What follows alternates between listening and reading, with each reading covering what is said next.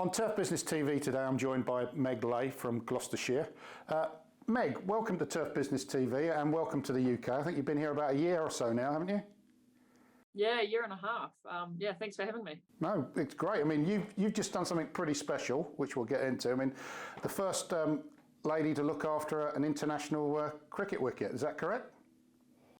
Yeah, so that was at Edgbaston on the 1st of July for the women's IT20 match between England and Aussie. So, yeah, that was great. In terms of T20, it doesn't get much bigger than that, an Ashes game, does it? No, I mean, yeah, it's talk about throwing me in the deep end. It was quite something. But you weren't alone. It was an all-female, all-lady team, wasn't it? Yeah, so we had a great team. There were 9 women involved. First time that's ever happened in this country, at least, possibly the world, we think, which is, hugely exciting. So, whose idea was this? Well, it was my idea, really. I sit on a subcommittee of the ECB called the Women in Cricket Network, and I mentioned it over lunch about how this was done with the US Women's Golf Open. They had 30-odd women go in and prepare the golf course. So I mentioned that at this meeting, and the idea was snapped up by Claire Daniel, who's the operations manager at Edgbaston. She was all over it, and she asked if that would be possible to do in England, and I said yes. So she said, right, well, let's get something going at Edgbaston. So Claire's been in the background doing all of the important admin work, and I was busy recruiting a team. So it was a real team effort between Claire and I. You say recruiting a team, now that can't have been easy. I mean, it's well documented that there's not very many ladies, females working in the industry, and even less in cricket, I would guess. Yeah, I mean, the stat's been thrown around that 98% of cricket ground staff are male, but that stat actually sounds better than what it is. There's only 3 of us in professional cricket. So,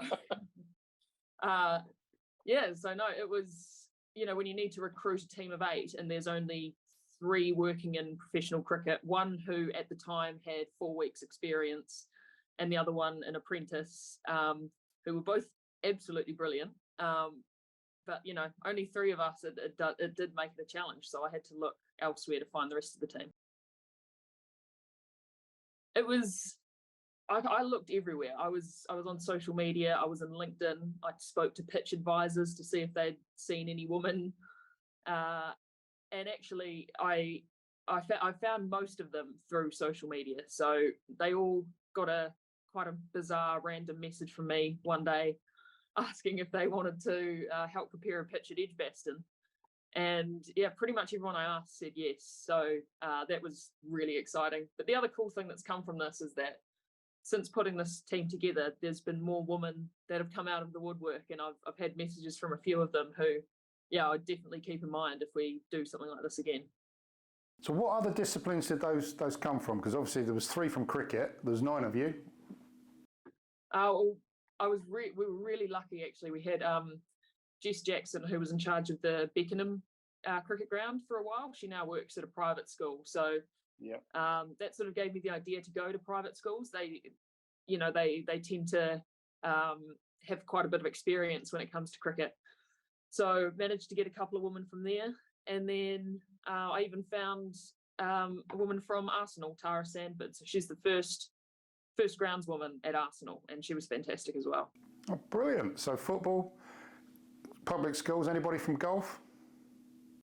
No, didn't get anyone from golf. But I know there are a lot of women out there in golf. So I think, yeah, that would be a good one. In fact, I think they should do something similar. You've only been over a year or so, but you weren't professional sports turf before you came over. I think you were more involved in agriculture. How did you get involved in this sector once you got here? Yeah, well, I came over without a job. I was just going to sort of see what happened, maybe work in a bar or that sort of thing. But I was living with 2 of the Western Storm players, Fran Wilson and Fee Morris, and they came home from training one day and said, oh, there's a real ground staff shortage at Gloucestershire. And it was literally just down the road. and I thought, oh, I've got to give that a crack. I didn't think I would get the job because I figured you'd need a PhD in soil science or something. So I wasn't expecting to get the job, but I thought if they need a hand, I'll send them a message and see if they want me to just do covers for a bit until they find someone properly qualified to help out. But they haven't told me to leave yet, so I've stuck around. You plugged it. Yeah. So you're a cricket fan, obviously. Yeah. Is that the big attraction for you? Oh, for sure. I love cricket. I've always played it, always watched it. My whole family's a bit obsessed with it. It makes work really entertaining and fun. We get to meet some of the biggest cricketers, the biggest athletes in the world, and they're playing on pitches that I've helped prepare. So yeah, that is a real buzz of the job. And Edgbaston, let's talk about your experience there then. So you came up with the idea. When did you actually, get on site and actually start working on that pitch? So I got there the week before because I wanted to see the pitch through from start to finish and make sure, that it really was an all female effort into doing that pitch and not just a token gesture without really much meaning behind it. So I got there nice and early and started preparing. And then, the girls came in throughout the week, started joining me, and Gary, head groundsman at Edgbaston, he was able to give his team a couple of days off, which was great. That's part of why we're doing it, to take the pressure off the existing ground staff in the industry. So we know Gary pretty well. I mean, how nervous was he giving his control over to you? Did he give control over to you?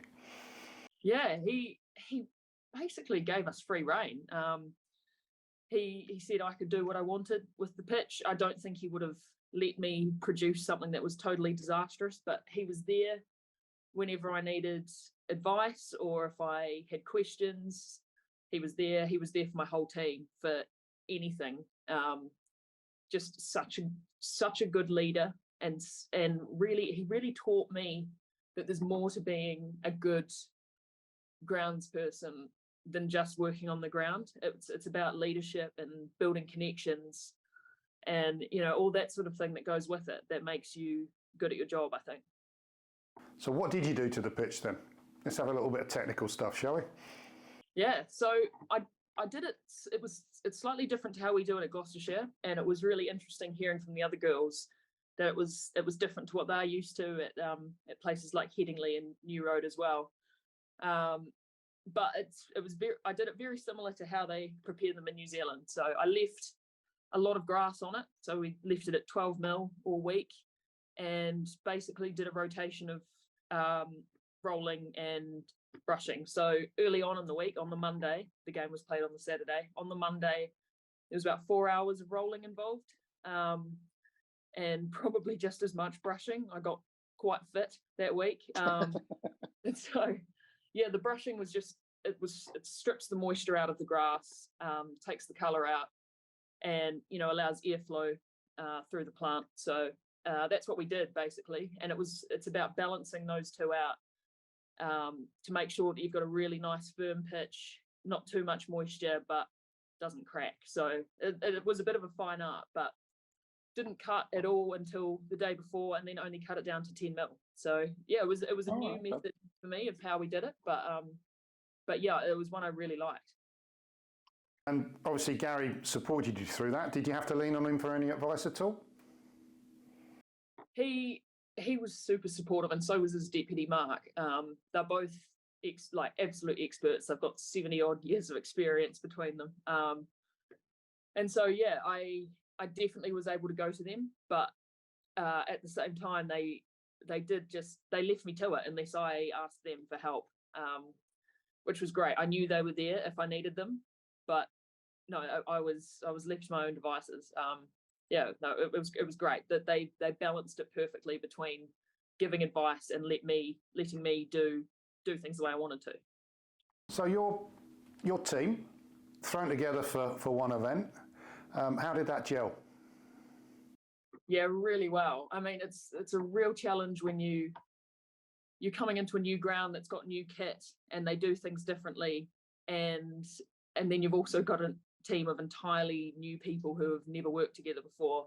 So it's quite hard to get that nailed in just a couple of days, but I truly don't think we could have done any better. The team that we had were fantastic and very knowledgeable, very professional, and wanted to get stuck in.